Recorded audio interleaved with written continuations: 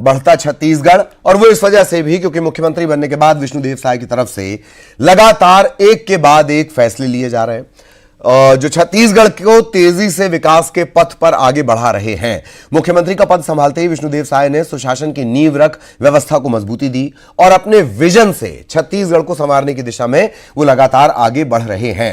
साय सरकार बनते ही पहली कैबिनेट में गरीबों को 18 लाख आवास पर मुहर लगी, 13 लाख किसानों को 2 साल का बकाया बोनस मिला, महतारी वंदन योजना से महिला सशक्तिकरण पर जोर दिया गया। अलग अलग सरकारी विभागों में 7,000 से ज्यादा पदों पर भर्ती से रोजगार का रास्ता खुला और नक्सलियों पर ताबड़तोड़ प्रहार कर नक्सलवाद से मुक्त छत्तीसगढ़ की दिशा में मजबूत इरादे जाहिर कर दिए गए। 10 महीने की विष्णुदेव साय सरकार ने बेहद कम समय में प्रदेश में मूलभूत सुविधाओं का विकास, गांव-गांव तक बिजली, पानी, स्कूल, अस्पताल ऐसी बुनियादी सुविधाएं पहुंचाकर अपने विजन को क्लियरली लोगों के सामने रखा है और भविष्य के छत्तीसगढ़ के रास्ते को इसने खोला है।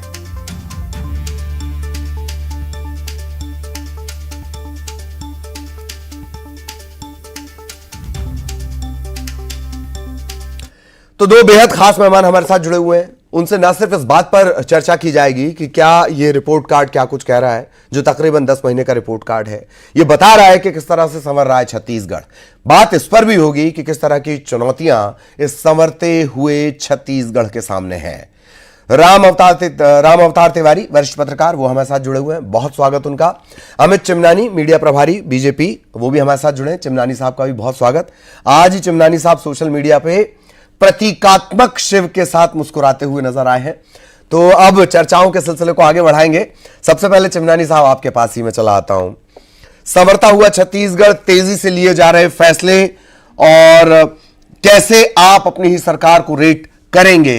हालांकि अभी 10 महीने ही बीते हैं, लेकिन सख्त फैसले लेना, ना सिर्फ फैसले लेना बल्कि उनको जमीन पर तेजी से उतारना, यह हमेशा से आपकी पार्टी का एक विजन और एक तरीका रहा है। चिमनानी साहब। आदरणीय ललित जी और राम अवतार तिवारी जी, आपको मेरा सादर नमस्कार। 10 महीने का जो ये वक्त बीता है, ये भी कई चुनौतियां ही लेकर के आया है। इसमें लोकसभा चुनाव के समय आचार संहिता का लगना और बाकी जो 30 त्योहारों के समय छुट्टियां लगना, इसके बावजूद सरकार ने अपने जो काम की गति है उसको कम होने नहीं दिया है। ये एक सरकार की इच्छा शक्ति दिखा रहा है कि वो जो वादे करके आई है उससे किसी हालत में पूरा करना है, कोई एक्सक्यूज नहीं देना है। सबसे पहले मैं नक्सलवाद की बात करना जरूरी समझता हूं, क्योंकि ये एक ऐसी बीमारी है जो छत्तीसगढ़ को लगातार परेशान कर रही है। एक ऐतिहासिक सफलता विष्णुदेव साय जी की सरकार को केंद्रीय मंत्री माननीय अमित शाह जी के नेतृत्व में, माननीय नरेंद्र मोदी जी के नेतृत्व में मिली है और जो एक टारगेट रखा गया है 2026 तक इसे खत्म करने का, ये टारगेट छत्तीसगढ़ वासियों को एक नया सपना दिखा रहा है। वो है विकसित छत्तीसगढ़ का, जिसका रोड मैप भी हमारी सरकार ने बनाया है। हम हमारी जो जीएसडीपी है उसको डबल करने जा रहे हैं। अभी तक जितनी जीएसडीपी थी 5 लाख करोड़, उसको 10 लाख करोड़ हम करेंगे और उसका रोड मैप है, सिर्फ एक राजनीतिक भाषण नहीं है। हम आईटी हब्स बना रहे हैं, युवाओं के लिए रोजगार का सृजन कर रहे हैं। जितने विभाग हैं उनको हाईटेक किया जा रहा है ललित जी, और उसको हाईटेक करने के लिए सिर्फ कह नहीं दिए गए बल्कि उसके लिए बजट भी दिया है और कई मंत्रालयों में ये काम शुरू हो गया है। तो भारत जब 2037 में विकसित भारत बनने की दिशा में आखिरी पायदान पर खड़ा होगा या बन चुका होगा, तब हमारा प्रदेश भी उसमें अपनी भूमिका को सफलता से निभा सके। इसके लिए हर वो जरूरी काम विष्णुदेव साय जी की सरकार कर रही है, जिससे हम एक विकासशील छत्तीसगढ़ से विकसित छत्तीसगढ़ बने। साथ ही जो मोदी जी की गारंटी हम वादा करके आए थे, बड़े बड़े वादे थे। फंड की चुनौती थी क्योंकि राशि बहुत लगनी थी, जैसे 3100 रुपए धान का देना और एक मुश्त देना। पिछली कांग्रेस की सरकार 2500 से थोड़ा कम देती थी और 4 किस्तों में देती थी। 3100 से ज्यादा राशि है, बहुत ज्यादा राशि है, जिसको एक मुश्त हमने देने में सफलता हासिल कर ली है। 2 साल का जो बोनस लंबित था उसे 25 दिसंबर की डेट हमने तय की थी। आज से लगभग 10-11 महीने पहले हम वो कर चुके। 70 लाख महिलाओं को 1000 रुपया प्रति माह देना, ये भी एक बहुत ही बड़ा कदम है। इसको कांग्रेस की तरह हम डीरेल कर सकते थे। जैसे वो कहती थी कि हमको मैंडेट 5 साल का मिला है, घोषणा पत्र 5 साल का होता है, हमने लेट नहीं किया। जैसे ही सरकार में आए हम वो काम भी कर रहे हैं। तो ये बड़े फैसले महिलाओं को, किसानों को सशक्त कर रहे हैं। छत्तीसगढ़ के लिए सुरक्षा का एक नया वातावरण का निर्माण नक्सलवाद की सफाई से हो रहा है। और जो इन्वेस्टमेंट है छत्तीसगढ़ का, वो इन्वेस्टमेंट आगे बढ़े, इसके लिए भी लोग सोच रहे हैं। तो इन्वेस्टमेंट बढ़ने से रोजगार भी बढ़ता है। एक यहाँ फिल्म सिटी का निर्माण हो, इसके लिए भी अच्छा काम चल रहा है। तो ललित जी, ऐसी बहुत सारी चीजें हैं जो आने वाले 1-2 साल में छत्तीसगढ़ में दिखाई देंगी। जी, कुछ मसलों को लेकर जिस तरह से आपने कहा, इन्वेस्टमेंट की बात कही है या निवेश को आकर्षित करने की बात, इसको लेकर अगला सवाल रहेगा। राम अवतार तिवारी साहब भी हमारे साथ बहुत देर से जुड़े हुए हैं, और चूंकि जमीन पर चीजों को मॉनिटर करना और लाइट डिटेक्टर का काम करना वही पत्रकार का काम होता है। तिवारी सर, सवाल मेरा आपसे ये कि सरकार ने तो कहा कि संवर रहा छत्तीसगढ़, वो एक रिपोर्ट कार्ड भी लेकर आई है, आप इसे कैसे रेट कर रहे हैं? और मुख्यमंत्री विष्णुदेव साय जिस तरह से काम कर रहे हैं, क्योंकि शुरुआत में बहुत सारी बातें आई, चौंकाने वाली भाजपा उनका नाम लेकर आई, उन्हें कमान दे दी गई, 2 मुख्यमंत्री का कंसेप्ट भी आ गया। इन सब के बीच अब सरकार कह रही है कि 10 महीने में हमने रिकॉर्ड काम कर लिए। सर, डबल इंजन वाली सरकार है, उससे लोगों को उम्मीद है। दोनों पार्टी में एक ही सरकार है और सक्षम नेतृत्व है और विकास की संभावना वाला छत्तीसगढ़ है। यहाँ पर खनिज संपदा है, यहाँ पर ऊर्जावान श्रम है, और दूसरी तरफ जो है एक अच्छी टीम काम कर रही। तो निश्चित तौर पर जैसा नक्सलवाद है, नक्सलवाद अगर खत्म हो जाए तो छत्तीसगढ़ के लिए एक बड़ी उपलब्धि होगी। वो इसलिए उपलब्धि होगी कि एक बड़ा भूभाग बस्तर का वो अछूता है विकास से। वहाँ के लोगों को बुनियादी सुविधाएं, शिक्षा, स्वास्थ्य नहीं मिल रही है। ऐसे में सरकार का संकल्प लेना कि हम नक्सलवाद खत्म कर देंगे, उस दिशा में कदम उठाना, काफ़ी हद तक सफल होना एक अच्छा संकेत है छत्तीसगढ़ के लिए। दूसरी तरफ जो है जैसे अभी सड़कों का जाल बिछने की जो संकेत आ रहे हैं, जिस अनुसार से अभी एक बड़ा आयोजन होने वाला छत्तीसगढ़ में, नितिन गडकरी आ रहे हैं, यहाँ पर सड़कें बन सके बेहतर तरीके से, और एक कॉरिडोर का नया निर्माण की बात चल रही है, वही एक छत्तीसगढ़ के लिए उपलब्धि होगी। तो ये उपलब्धि जो डबल इंजन से ही हो पाई, अन्यथा केंद्र सरकार और राज्य सरकार के बीच एक कई मुद्दों पे वैचारिक मतभेद, रणनीतिक मतभेद, उसके कारण भी जो जिस तरह से गति दौड़नी थी सरकार की, वो नहीं दौड़ पा रही थी। अब एक डबल इंजन की सरकार से संभावना है कि जो असली संकट जाएगा वित्तीय, एक तरफ धान के लिए काफ़ी पैसा लग रहा है, दूसरा महतारी वंदन के लिए काफ़ी पैसा लग रहा है। तो ऐसे पैसे में प्रबंध करना अब बेहतर हो जाएगा। वो बेहतर इसलिए होगा कि दोनों पार्टी में की सरकार है और मोदी की गारंटी है।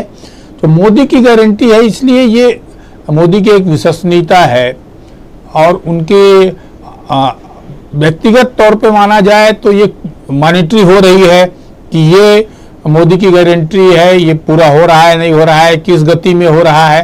तो अलग अलग एंगलों से जो विष्णुदेव सरकार की जो प्रशासन है उसको कैसे बेहतर बनाया जा सकता है ताकि गति आए, सरकार में गति आए। क्योंकि हमारे जो पड़ोसी राज्य हैं, जो नए बने थे छत्तीसगढ़, जो 7 जून का गठन हुआ था, उसमें से छत्तीसगढ़ ने काफ़ी तेजी से प्रगति की है। तो वो प्रगति और बढ़ पाए तो हम जो सबसे ग्रोइंग राज्य माने जाते हैं, जो सबसे विकसित, जिससे जहाँ अपार संभावना वाला राज्य माने जाते हैं, उसमें अब छत्तीसगढ़ की गिनती हो रही है। ये एक बेहतर शासन प्रशासन का एक नजरिया जो है, वो काम करने के तरीके हैं, उससे दिखने लगा है। तो अब जो छत्तीसगढ़ को जैसा पहले नक्सल प्रभावित है, पिछड़ा राज्य है, रोड संसाधन नहीं है, ये कहा जाता था, तो वो छाप अब मिटने लगा है। बिल्कुल। पहले तो चर्चा छत्तीसगढ़ की तब बनती थी जब नक्सल मोर्चे पर कोई दुखद खबर निकलकर बाहर आती थी। एक और बहुत अच्छी बात जो तिवारी सर ने याद दिलाई है, जो जिसका जन्म छत्तीसगढ़ के साथ हुआ, उनके कंपैरेटिवली एक राजनीतिक स्थिरता वो छत्तीसगढ़ में रही, दूसरा विकास मूलक स्थिरता और रफ्तार, ये दोनों छत्तीसगढ़ ने दिखाई है, इसमें कहीं कोई संशय नहीं है। चिमनानी साहब, वैसे तो एजाज ढेबर भी कभी कभी तारीफ कर देते हैं आप लोगों की, विष्णुदेव साय की। खैर, सवाल मेरा ये कि अब आगे की चुनौतियां क्या? आपने एक बात कही इन्वेस्टमेंट को लेकर, डॉक्टर रमन सिंह जब तक रहे उन्होंने बहुत सारे MOU की बात आई, जो आसपास के राज्यों में भी वो गए, IT हब बनाने की भी बहुत कोशिश हुई, पर वो बहुत तेजी से जमीन पर नहीं आ पाया। तो क्या आपको लग रहा है कि जिस तरीके से विष्णुदेव साय का तरीका है काम करने का, तो अब वो जमीन पर चीजें उतरेंगी इन्वेस्टमेंट के लिहाज से? चिमनानी साहब। देखिए ललित जी, ये एक ऑनगोइंग प्रोसेस है। हम जब पुराना काम देखेंगे तो उससे बेहतर काम करना होता है और उससे बड़ा लक्ष्य ही बनाना होता है। तो मैं ये मानता हूं कि डॉक्टर रमन सिंह ने जिन हालातों में छत्तीसगढ़ की कमान संभाली थी, वो हालात, और उसके बाद जब वो 15 साल के बाद गए तो हर लिहाज से छत्तीसगढ़ ने कीर्तिमान रचे। और इन्वेस्टमेंट आने के लिए अगर हम राजनीतिक पैरामीटर से हटके एक इन्वेस्टर के नाते, एक इकोनॉमिस्ट के नाते, एक पत्रकार के नाते जब बात करें, तो इन्वेस्टर को दो चीजों की बहुत ही प्राइमरी रिक्वायरमेंट होती है। एक है उसको सुरक्षा का माहौल चाहिए रहता है, दूसरा उसको एक अच्छी इंडस्ट्रियल पॉलिसी चाहिए होती है जिससे वो बहुत सारी औपचारिकताओं में न फंस के आसानी से अपना काम कर सके। तो हमारी सरकार दोनों ही दिशाओं में काम कर रही है। अभी हमने नई इंडस्ट्रियल पॉलिसी भी हम लेके आए हैं, जो आने वाले 5 साल तक लागू रहेगी। नक्सलवाद को खत्म करने की दिशा में बहुत तेज गति से हम आगे बढ़ रहे हैं। तो मुझे लगता है कि इन दो बातों से जो पुराने रिजल्ट्स रहे उससे अच्छा रिजल्ट हमको मिल सकता है। ठीक ठीक। राम अवतार तिवारी सर, आप कुछ कहना चाह रहे थे? उनके पास भी हम चलेंगे।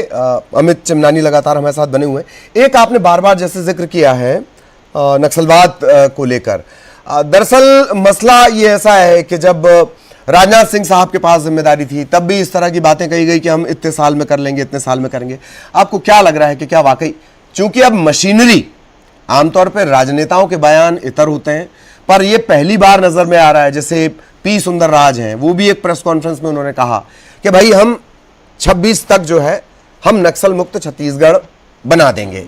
तो क्या वाकई ये लगता है कि ये वाला जो टारगेट है अचीव हो जाएगा? चिमनानी साहब।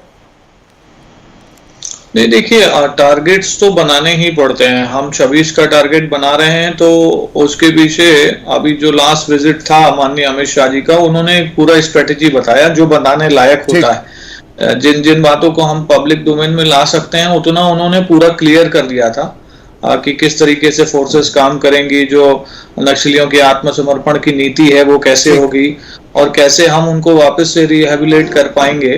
बहुत सारी बातें उन्होंने की जिससे ये क्लियर हुआ कि ये केवल एक लक्ष्य नहीं है बल्कि एक पूरी तैयारी है जिससे इस लक्ष्य को हासिल किया जा सकता है। तो इसमें संशय बिल्कुल नहीं है कि नक्सलवाद से जल्दी छत्तीसगढ़ से नक्सलवाद का खात्मा होगा। जी जी।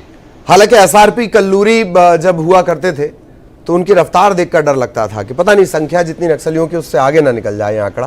खैर, राम अवतार तिवारी साहब भी हमारे साथ जुड़ गए हैं, मतलब कुछ तकनीकी दिक्कत आ गई थी। तिवारी सर, क्या चुनौतियां सरकार के सामने अब हैं? एक बात। दूसरी बात, आपने सड़क इंफ्रास्ट्रक्चर की बात की, रेलवे में बहुत बेहतर काम हो रहा है, लेकिन रेलवे भी क्या एक बड़ी चुनौती है अभी भी?